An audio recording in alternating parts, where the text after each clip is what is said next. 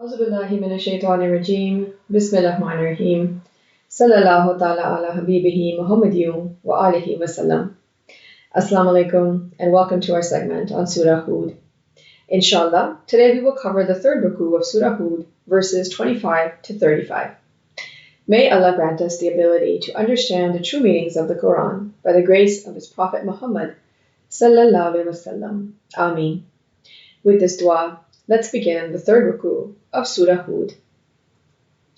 Verses 25 and 26. وَلَقَدْ أَرْسَلْنَا نُوحًا إِلَىٰ قَوْمِهِ إِنِّي لَكُمْ نَذِيرٌ مُبِينٌ. And we had certainly sent Noah to his people. Indeed, I am to you a clear warner. أَلَّا تَعْبُدُوا إِلَّا اللَّهَ إِنِّي أَخَافُ عَلَيْكُمْ عَذَابَ يَوْمٍ أَلِيمٍ. That not you worship except Allah. Indeed, I fear for you the punishment of a period great. This verse mentions the story of Prophet Nuh alayhi salam, who was sent to his people to tell them to worship only Allah, the real creator and owner of the universe and all that is in it, and warn them that if they don't change their ways and follow the commands of Allah, then they will be punished accordingly. Prophet Nuh alayhi salam urged his people to change their ways for more than 900 years, conveying the same message of Allah that all the prophets conveyed to their respective nations. This message is also for us. If we don't correct ourselves, our intentions and behaviors for care of Allah and the Holy Prophet sallallahu alaihi wasallam, we will also have to face a similar punishment as the nation of Prophet Nuh alayhi salam. Let's go on to verse 27.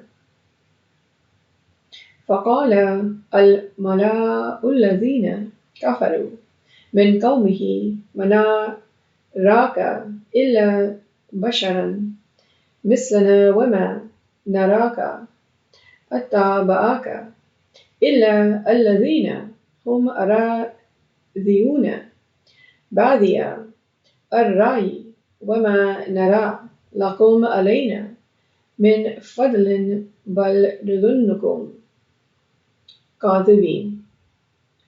So the chiefs among those who denied from his people said, We do not see you but as a man like us, and we do not see you followed except by those who are lowest of us, immature in opinion, and we do not see you over us any merit.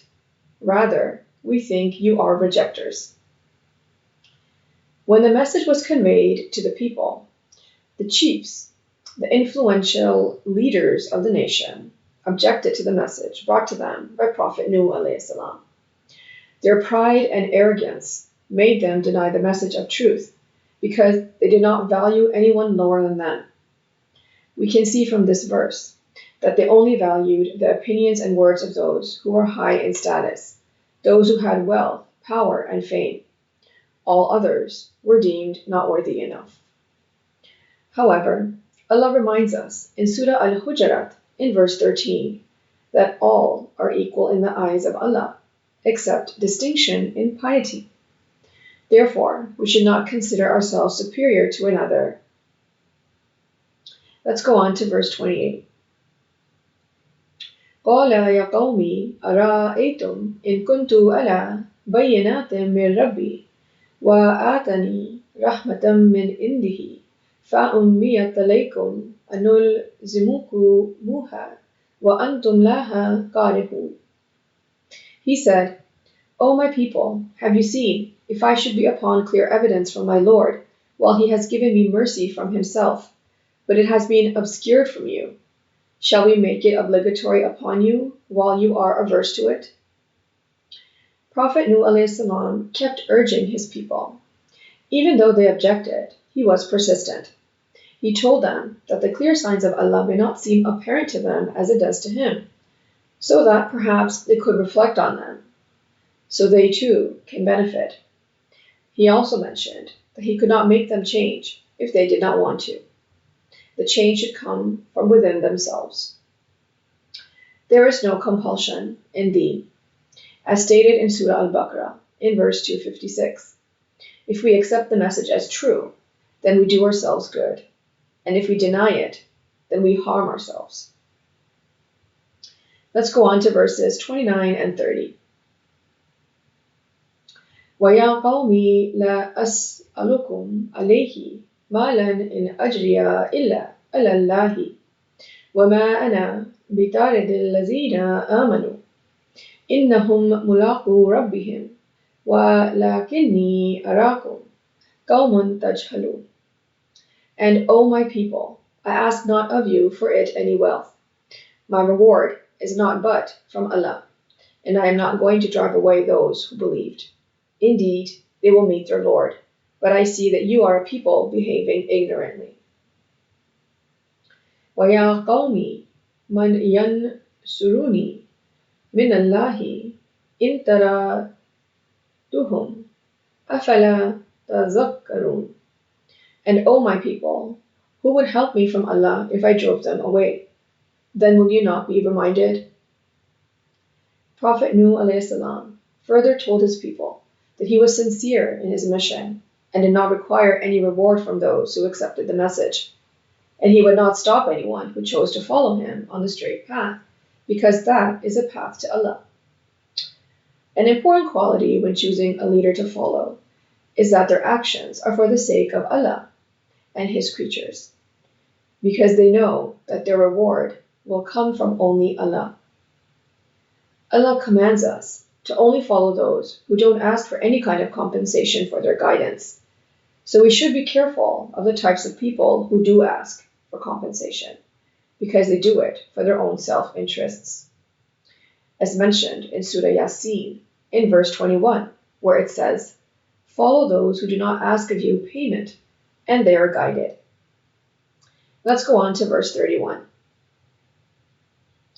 وَلَا أَقُولُ لَكُمْ إِنِّي خَزَائِنُ اللَّهِ وَلَا أَعْلَمُ الْغَيْبَ وَلَا أَقُولُ إِنِّي مَلَكٌ وَلَا أَقُولُ لِلَّذِينَ تَزْدَرِي أَعْيُنُكُمْ لَن يُؤْتِيَهُمُ اللَّهُ خَيْرٌ اللَّهُ أَعْلَمُ بِمَا فِي أَنفُسِهِمْ إِنِّي إِذًا لَّمِنَ الظَّالِمِينَ. And I do not say to you that with me are the treasures of Allah, or that I know the unseen. Nor do I tell you that I am an angel, nor do I say of those upon whom your eyes look down upon, that Allah will never grant them any good. Allah is most knowing of what is within themselves. Indeed, I would then be among the wrongdoers. When prophets are sent to a nation to convey the message of truth, they are from them. They live within them in a similar way, so they are able to address them according to their mental capacities and societal norms. In this verse, Prophet Nuh (AS) is mentioning his position in the eyes of Allah, that he was also following the same commands as they should be. The message of truth is for all, whoever wants to take advantage of it or be blind to it. And this is also mentioned in Surah Al-Insan in verse 3, where it says, "Indeed, we guided him to the way, whether he be grateful and whether he be ungrateful." Let's go on to verses 32 and 33. قالوا يا نوح قد جدلتنا فأكثرت جدالنا فأتنا بما تعدنا إن كنت من الصادقين. They said, "O Noah, surely you have disputed us, and you are frequent in dispute with us. So bring us what you threaten us with, if you should be of the truthful." قال إنما يأتيكم به الله إن شاء وما أنتم بمعجزين. He said, "Only will bring it on you Allah if He wills, and you will not be one to escape it." Prophet Nuh (AS) continued in his efforts to convey the message of truth to his people in every possible way for over 900 years. But still, very few believed. Eventually, those who continuously denied and rejected it became fed up and told him to bring the punishment if he was speaking the truth. However, they were told that only Allah has the power to bring on the punishment, and when it comes, then there will be no escape from it. Let's go on to verse 34. وَلَا يَنْفَعُكُمْ نُشِي إِنْ أَرَدْتُ أَنْ أَنْسَهَ لَكُمْ إِنْ كَانَ اللَّهُ يُرِيدُ أَنْ يُغْوِيَكُمْ هُوَ رَبُّكُمْ وَإِلَيْهِ تُرْجَعُونَ. And my advice will not benefit you, even if I wish to advise you, if it was Allah's intention to let you be in error. He is your Lord, and to Him you will be returned. Those who close their eyes and become blind to the truth, the only way that they can see the truth is if they open their eyes. Those who don't want to see will not be able to, no matter the effort one puts in to make them. In this case, whatever advice or guidance one gives cannot be of any benefit to them. The end result is in Allah's hands, to whom we must all return to. Let's go on to verse 35. أَمْ يَقُولُوا نَفْتَرَهُ قُلْ إِنِ افْتَرَيْتُهُ فَعَلَيَّ إِجْرَامِي وَأَنَا بَرِيءٌ مِمَّا تُجْرِمُونَ. Or do they say, he fabricated it? Say, if I have fabricated it, then upon me is my crime, but I am innocent of what crimes you commit. Nobody has any authority to invent or make up any part of the Quran.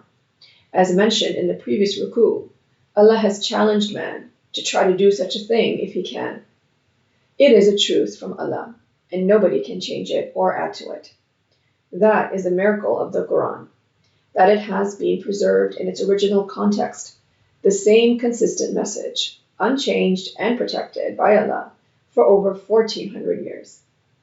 And this is also mentioned in Surah Al-Hijr in verse 9. This concludes Ruku 3 of Surah Hud. Let's briefly go over what we discussed. The example of Prophet Nuh alayhi's people was presented with reference to the two groups of people found in our societies even today, those who want to change for the better versus those who don't. For more than 900 years, Prophet Nuh alayhi conveyed the message of truth, encouraging them to do good for the sake of Allah and refrain from evil. Despite his efforts, the influential leaders of the nation preferred to stick to their ancestral ways instead of pondering over the truth. So they opposed the truth, expressed doubts about the intention of Prophet Nuh alayhi and discouraged the believers. And in response to the persistent efforts of Prophet Nuh alayhi they demanded the punishment they were warned against. The power to punish comes from Allah, and if people don't take heed and change their ways for the better, it is their own responsibility, and they will be recompensed for their actions. And once a punishment comes, nobody can escape it. May Allah grant us the ability to understand the Holy Quran and its true meanings, in light of the life and guidance of Prophet Muhammad sallallahu alaihi wasallam. Ameen. Thank you for joining us for this segment. Until next time. Sadaqallahul Aliyyul Azim. Allah speaks the truth, the exalted, the great. Sallallahu ta'ala ala habibihi Muhammadin wa alihi wasallam.